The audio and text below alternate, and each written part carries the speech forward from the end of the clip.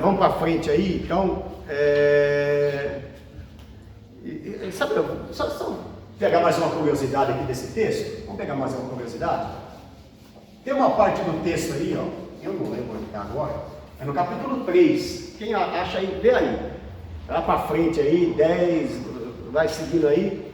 Vai ter uma parte que vai dizer assim, acho que não sei se é 3:10, diz assim, ó. E ele, ele nunca andou. E a Bíblia fala que pega ele pela mão e ele salta. Uma pessoa que nunca andou sai saltando, irmão. Ele não saiu assim rastejando a perna, não, né? Precisou de fisioterapia, não, ele saiu saltando. É 8. 8, o que diz o capítulo 8? Vem aí, E saltando ele, pôs-se em pé e andou. Entrou com ele no templo. Vê o versículo antes.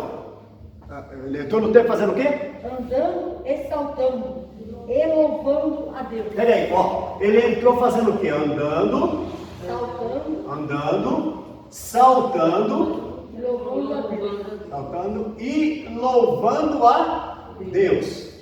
Agora vê o versículo da frente. E todo o povo o viu andar, louvar a Deus. O que está faltando? Saltando. Ué. Ele entrou no templo louvando, saltando e andando. Agora o versículo de baixo diz que o povo só viu ele andar. E o saltar? O saltar, irmão, esquece. Sabe o que quer dizer o salto? Uma hora você está lá em cima, outra hora você está lá embaixo, não é? Não é assim o salto? E o salto é uma coisa muito rápida, não é? Uma hora você está em cima, mas outra hora você está embaixo. Então esquece o salto. O que eu estou dizendo? Querendo dizer, não importa se você está em cima ou se você está embaixo. O importante é que você vai andando e vai louvando a Deus.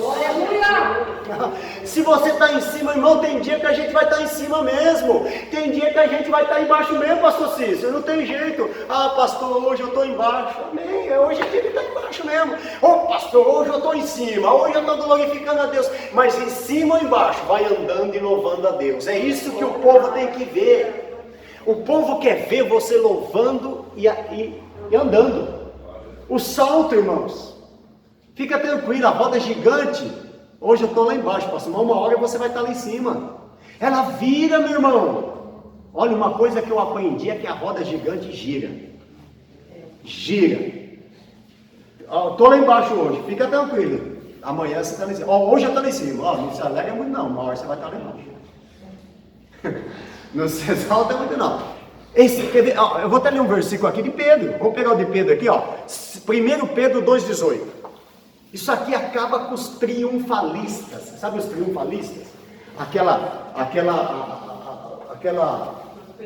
Isso. Nós vamos falar isso na próxima agora, que é Seitas e Heresias, né? O próximo livro agora, irmãos, é esse aqui, Depois desse é Seitas e Heresias, tá? Vamos falar muito sobre isso, sobre religiosidade, sobre os triunfalistas, sobre, aqueles... Outro dia chegou um irmão para mim e falou, pastor, eu não entendo a passagem do rico e Lázaro. Como que ele pode ser mendigo, morreu mendigo?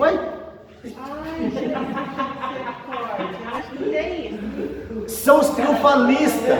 E os triunfalistas, eu quero ver o que é que eles fazem com esse versículo. Não precisa muito não, só esse aqui, de Pedro, que Pedro citou. 1 Pedro 2,18-21. E vós, servos, sujeitavos com todo temor ao Senhor, não somente os bons, mas... aos bons e humanos, mas também aos maus, porque é coisa agradável que alguém, por causa da consciência para com Deus, sofra agravos. Acontece o que com ele? Com o crente? Acontece o que com ele? Sofra padecendo injustamente, mas o crente é julgado injustamente, é feito coisa. Pastor, isso é uma injustiça. E daí? Mas estão fazendo uma injustiça comigo e vão fazer muitas. Vai acontecer muito com você. Irmãos, uma pergunta que eu não entendo é que me fazem, quando eu vou fazer um aconselhamento pastoral, a pessoa pergunta, pastor, responde uma coisa para mim, por que eu estou passando isso? Bem-vindo ao mundo, eu digo. Por que isso acontece comigo? Eu falo, porque você é crente. Mas se eu sou crente, você é crente, é por isso que você está passando. Você está na contramão do mundo. Você vai sofrer mesmo, irmãos. Olha, e o interessante é que com Cristo você sofre, sem Cristo você sofre também. Agora a diferença é que sem Cristo você põe uma corda no pescoço, atira do alto numa porta, toma uma caixa de remédio, joga na frente de um carro, mas com Cristo você dobra o joelho no chão e sabe que tem um Deus que te ouve, que te guarda, que te vê. É diferente. Aqui ó, vai dizer, se alguém por causa da consciência para com Deus sofre agravos, padecendo injustamente, porque que glória será essa, né? Se pecando, sois esbofeteados, sofreis, ou seja, que glória será se quando você está no mundo isso acontecer com você? Não tem glória nenhuma. Mas se por causa de Cristo você está sofrendo, isso é glória, isso vale a pena. Mas se fazendo bem sois afligidos e sofreis, isso é agradável a Deus. Deus se agrada do seu sofrimento. A Bíblia diz que Deus agradou moê-lo. Moer quem? A Jesus. Se ele moeu o filho dele, se não é a última bolacha do pacote, se não é a última azeitona da empada, você não é a cereja do bolo. Você vai sofrer também. Mas a Bíblia diz, fica tranquilo, em Cristo somos mais do que vencedores. Tá? Vamos sofrer, vamos. Ó, é agradável a Deus, porque para isso sois chamados. Nós somos chamados para sofrer. O povo não prega isso não. Se pregar isso na igreja, o povo vai embora da igreja. Vai. Mas é isso que tem que ser pregado. Você veio aqui, você vai ser crente, você vai sofrer. Não quero ser crente não. Mas é isso, a Bíblia diz o que? Quem quer vir após mim, tome a cruz no ombro e siga. E é por isso que hoje tem crente anêmico, apático, crente metálico, gelado, frio, crente sofrendo, com depressão, com mimimi, qualquer coisinha está chorando, está pensando em desistir, em parar, porque não ensinaram para ele que evangelho é luta, evangelho é sofrimento. Esse Pedro aqui foi crucificado de cabeça para baixo. Não é? Porque ele disse, não me crucifica como os outros não, porque eu não sou digno de ser crucificado como é, mas me crucifica de cabeça para baixo. Irmão, essa geração nossa é uma geração fraca. Seu presentinho. Não é? Nem todos, mas uma boa parte dela. Pensa que vai para a igreja e vai ficar rico. Vai ficar rico. E aí, quando vem a tribulação, ele não aguenta. Irmãos, se o anticristo já estivesse na terra hoje, quantos você acha que aceitaria a marca da besta? Ó, você não vai comer, seu filho não vai comer, você não vai comer, você não vai comer. Você não vai comprar, você não vai comprar nada, você vai ter que passar fome. Ó, é o seguinte, vamos arrancar só as unhas do seu dedo aí, se você não quiser a marca da besta, arranca as, não, dá na testa, põe na testa, põe na mão, põe no braço. O coronavírus, o povo já está desesperado com o coronavírus, imagina se fosse o anticristo. O povo não entende o que é viver é Cristo, morrer é ganho não, irmão. Porque você pode notar, o povo quer ir para o céu, mas ninguém quer morrer não. Né? Um dia eu falei, eu está numa gruta lá em Santa Catarina, uma gruta, você chegou lá do NEC, lá do Sunek, lá do japonês, uma gruta saindo debaixo dela, dá a impressão que ela vai cair na cabeça, moço. E o povo já estava meio cismado lá embaixo. Falei, quem quer ir para o céu aqui? Os irmãos, amém. Falei, vamos orar para essa gruta cair na cabeça. O povo já começou a querer levantar já. Ninguém quer morrer, quer ir para o céu, mas ninguém quer morrer. Né? O viver é Cristo. É poucos que podem dizer como Paulo disse, o viver é Cristo, o morrer é ganho. Né? Eu aprendi a passar necessidade, a passar tribulação, porque sei que aí olha aqui, parece que isso aqui é um Deus masoquista, não é não. A Bíblia fala que Ele se agrada do nosso sofrimento, isso é agradável a Deus. Quando você está sofrendo, Deus está se agradando. Irmão, se pregar isso hoje tem ganho, se pregar isso hoje, vai ser homem louco. Está na Bíblia. Isso agrada a Deus. Por quê? Porque ali está a sua fidelidade, ali está você é fiel a Deus, está mostrando que você é fiel a Ele. Acha que o crente não pode ficar doente, que pode. E outra, e quando ele ficou doente, pronto, ai, o que eu fiz de errado? O que eu pequei para mim ficar desse jeito? O que eu estou errando? Não é não, muitas vezes é Deus te provando mesmo. Deixa Ele te provar, se tiver errado, conserte, se não tiver, deixa Ele te provar. E sabe de uma coisa, quanto mais você se alicerça na palavra, quando a luta vem, você tá firmado na rocha. Por isso que a palavra é importante, irmãos. Por isso que esse curso é importante. Quando vier a luta, você vai entender, não, o cristão vai passar por luta mesmo, tá certo. Não é porque é porque eu tenho que passar mesmo. Agora Deus está provando a minha fidelidade e eu vou mostrar que eu sou fiel. Eu estou sofrendo, mas vou dizer glória a Deus. Não vou abandonar de Cristo, não vou abandonar a igreja. Não vou ficar jogando a culpa no pastor que não foi me visitar. Tem uns que ficam assim, né? O pastor nem foi me visitar, os irmãos nem foi me ver. Mas Jesus foi te ver. Jesus estava com você. Um dia Paulo falou assim, todo mundo me abandonou, mas Jesus Cristo me assistiu, aleluia. Timóteo, ninguém veio me ver, nem por isso ele deixou de ser crente, nem por isso ele abandonou, nem por isso ele falou, esse povo é ingrato, esse povo aí eu não quero saber mais dele não. Se você quiser, Timóteo, segue a igreja, você não fala. Timóteo falou, todo mundo me abandonou, Timóteo, mas Jesus Cristo me assistiu. Davi chega a dizer assim, ainda que eu passe pelo vale da sombra da morte, não temerei mal algum. A gente tem que tomar posse dessa palavra. O estudo já está virando uma pregação. Deixa eu colocar aqui. Vou colocar o fundo aqui, pastor. Já o fundo aqui. Bom, até me perdi onde eu estou aqui. Vamos lá. Aqui vai dizer também. Vamos para frente aqui, Pedro escreve esse. Quem escreveu a epístola de Pedro? Pedro, né? Foi Pedro, mas não foi Pedro. E não foi Pedro, mas foi Pedro. Foi Pedro, mas não foi Pedro, não foi Pedro, mas foi Pedro. Isso aí, em 1 Pedro, capítulo 5, versículo 12, vai aparecer aí. 1 Pedro, capítulo 5, versículo 12, vai aparecer um emanuense. O que é um emanuense? Alguém que ajudou ele a escrever Marcos. E como é o nome desse emanuense, hein? Silano. Bom, veja bem, tem duas versões para isso. Uma é que Pedro ia ditando, porque ele era indouto. Então, o problema de Pedro é que ele tinha muito hebraísmo, certo? E o Novo Testamento foi escrito em grego. Por que não escreveu em hebraico? Porque o grego naquela época era a língua universal. Entendeu? Então quem estava em Antioquia ia entender, quem estava na Cilícia ia entender, quem estava em Pônica ia entender, quem estava em Roma ia entender, porque o grego era... Qual é a língua universal hoje?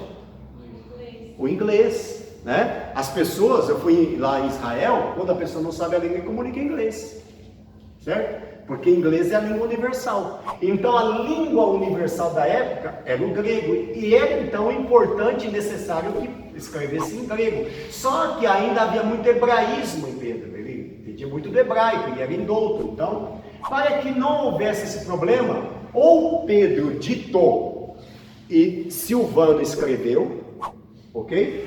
Ou Pedro escreveu e Silvano depois foi lá e deu uma melhorada no texto. No que ele escreveu, foi lá e fez uma outra cópia sem os erros, porque você vê, quem entende grego vai ver que é um grego bem polido, é um grego koiné, é um grego que não vinha, podia vir de Pedro, tá? Somente de Pedro. Então Silvano ajudou ele, Silano, né? Silvano, perdão, Silano não, Silvano, tá? Na Almeida está Silvano e na Silvano grego e hebraico, tá? Esse Silvano aí é o mesmo Silas que estava... Isso que eu ia falar agora. Esse Silvano, lembra de Paulo e Silas na prisão? É o mesmo Silvano, ou Silano, tanto faz. É o mesmo, tá? Que foi preso com Paulo lá na prisão, né? Paulo e Silas estavam... Vai fazer que nem o irmão, né? Que foi pregar e falou, lá estava Paulo e sua esposa Silas. Irmão. Vamos abrir nossa Bíblia no livro de Êxodo, né? Olha que a pessoa fala Êxodo, ninguém acredita mais nele mais. Vamos abrir em Deuteronômio. Ninguém mais vai te ouvir, irmão. Ninguém. O irmão um dia falou assim, Você sabe, então, eu estava lá, A viúva de Naim, né? a viúva de Naim. Você sabe, o meu irmão falou assim, pastor, eu não sabia que Adão tinha 2 mulheres. Eu li na Bíblia que ele tem 2 mulheres. Tá maluco, rapaz? Aí tinha uma tal de Lilith, ele falou, tal de Lilith, não é a Lilith não, é outra mulher. Então mostra pro senhor na Bíblia. Eu falei, não tem na Bíblia não, mano. Aí ele foi mostrar para mim, aqui ó. E tava lá Adão e a sua esposa, né? E fez para Adão túnica. E fez para Adão a túnica. É túnica, não é? Não é túnica. Não, pastor, túnica. Eu conheço uma irmã que é uma túnica, pastor. Então, A teologia de 2 esposas. achou a túnica, ele conseguiu achar uma esposa mais padrão ali, gente. Fernando, eu vi que tinha, eu acho que é uma deusa, né? Que tem um formato que eles falavam que era uma deusa que está na Bíblia, que era adorada, né? E que falava que essa deusa era esposa, eu não lembro se era de Jesus ou se era de Deus, mas era esposa. Na mitologia hoje há muitas, né? Por exemplo, a Diana, para eles, é uma deusa, né? A dos Efésios. E assim vai. Na mitologia grega, principalmente, tem muito isso, né? Tem muitos deuses, né? Muitos deuses. Nós estudamos isso até na aula de introdução ao Novo Testamento, né? Já vou voltar nisso também. Mas a mitologia, sim, acreditava nisso, tá? Acreditava. Até a Diana, para eles, era uma deusa, ela caiu do céu, era um meteoro, e ela caiu na terra, e tem um monte de histórias ali, né? Os Como eleitos. hoje em dia eles falam dos ETs. Os ETs e tantas outras coisas. O povo consegue acreditar em tanta barbaridade. Acreditava em ET de Varginha, né, mano? ET de Varginha. Lembra da santa que apareceu no vidro lá? Que falou que tinha uma santa, um monte de gente adorando a santa aqui. Apareceu no vidro. Então, lá no Ceará, fizeram um busto para o pastor José Wellington Bezerra da Costa, presidente da Convenção das Assembleias de Deus. Ele é cearense e ele é meio carequinho assim. Fizeram um busto para ele. Olha que aí fizeram o busto, fizeram uma homenagem, porque ele nasceu ali, né, presidente da Convenção do Brasil inteiro. Fizeram um busto lá em homenagem a ele. Aí um dia chega lá um irmão passando lá em frente e viu uma mulher acendendo uma vela. O Pedro falou, irmã, a senhora, o que a senhora está fazendo aí? Eu falei, não, eu estou fazendo fiz uma promessa aqui, vim pagar a promessa. Mas ele não é santo não. Ele falou, se ele é santo eu não sei, eu sei que eu fiz a promessa e recebi. Entendeu? Ele estava lá, ele pagando a promessa.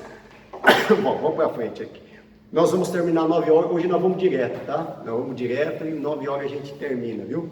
Não vamos ter um intervalo não. São na verdade 2 horas de aula, viu? Hoje vai ter uma colher de chá por causa da coisa aí, mas é 2 horas de Bíblia, tá? 2 horas. Na aula que vem, vamos ver se ela consegue estender um pouquinho mais. Mas vamos para frente aqui para terminar? A Epístola de Pedro vai falar sobre muitas coisas, vai falar sobre, uma das coisas importantes que ela vai falar aí, ó, ela fala sobre o arrebatamento, sobre família, sobre pecado, sobre a volta de Jesus, né, o arrebatamento, é o único a citar a transfiguração, tá? Falando sobre o pecado, irmão, vou ter que dar uma resumida aqui, uma enxugada. Sabe, a gente vê aqui o seguinte, e é bom a gente citar sobre isso. Vou fazer uma pergunta aqui, você tem certeza que os seus pecados foram perdoados? Tem. Você sabe que isso faz toda a diferença, né, na vida do crente. Tem um irmão que chegou para mim, Pedro fala sobre isso, muito sobre, eu estou resumindo aqui. O irmão falou para mim, pastor, não vou participar da ceia hoje não. Eu falei, por quê? Eu discuti com o irmão lá, falei, por que você não pede perdão? Eu já pedi, ele já te perdoou? Já. Mas eu acho que eu ainda não estou me sentindo digno de fazer parte da ceia. Ou seja, Deus perdoou ele, o irmão perdoou, mas ele não se perdoou. Então a pergunta que Pedro faz aqui nessa carta é, você tem certeza que os seus pecados foram perdoados? O problema, irmão, sabe qual é? O problema é que a gente lembra do que Deus esquece. E a gente esquece o que Deus lembra. Como assim? A gente lembra o que Deus esquece. Sabe o que Deus esquece? O pecado. Quando você pede perdão a Deus, a Bíblia fala que Ele lança o nosso pecado no mar do... Esquecimento. Ainda põe uma plaquinha, proibido pescar. Né? O problema é que a gente esquece o que Deus lembra e lembra o que Deus esquece. O que a gente lembra então? Do nosso pecado. A gente fica lembrando que Deus já esqueceu. Agora, o que é que a gente esquece? Que nós somos pecadores. Que nós somos pecadores. Tem gente que se acha o santarrão, super santo, já viu? Louvado seja eu, engrandecido seja eu. Ele olha no espelho e fala, eu sou o cara. Se acha superior aos outros. Você já viu alguém que acha superior aos outros? Você sabia que você não é melhor que um ladrão? E a gente se acha melhor que um ladrão. Você sabia que você não é melhor que uma prostituta? Você não é maior, melhor do que a prostituta? Não é. Nós somos... Qual a diferença só deles para nós? É que nós somos perdoados. É que eles ainda não se tornaram filhos. Mas nós estamos na mesma condição de pecador que eles. E muitas vezes a gente olha para algum deles. Você já aconteceu isso com você? Você se sentir superior a ele? Por dizer, olha, eu sou crente, ó. Ele, olha a situação. Você está na mesma situação de pecador que ele. O que diferencia é a graça que está sobre nós. Nós estamos com o manto da graça, sabe? A diferença é que nós vestimos o manto da graça e ela está sobre nós. Mas nós somos no mesmo nível que eles de pecador. O que nos diferencia só, que nos faz subir ao céu, é o sangue de Jesus, é que nós alcançamos a graça de Deus. Aleluia. Mas enquanto nós tivermos tabernáculo de carne, nós somos sujeitos a pecar igual a eles. Somos pecadores iguais. Não somos maiores nem menores, irmãos. Somos iguais. E as pessoas se esquecem disso, tá? Isso está em 1 João 8, 10. Não dá tempo da gente ler sobre isso, tá bom? Mas deixa eu aqui pegar sobre a...